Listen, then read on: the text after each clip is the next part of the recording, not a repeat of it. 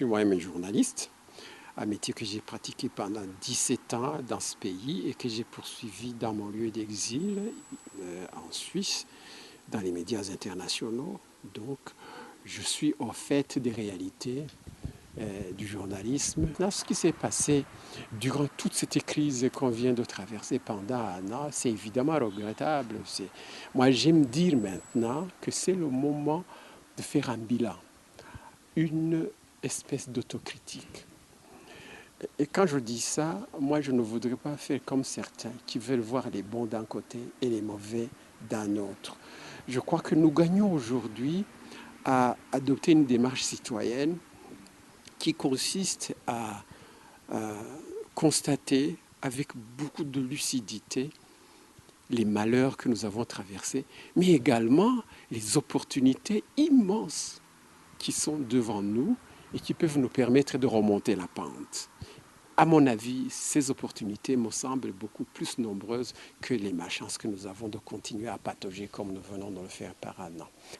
Moi, je conseille aujourd'hui aux gens que le moment doit arriver où nous faisons confiance à notre pays, où nous devons savoir que l'avenir se prépare ici, que le Burundi est un patrimoine commun.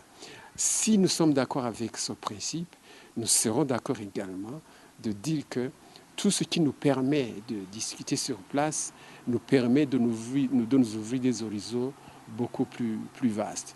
C'est le moment de parler de ce dialogue qui est en vogue. Tout le monde parle de dialogue, tout le monde parle de négociation.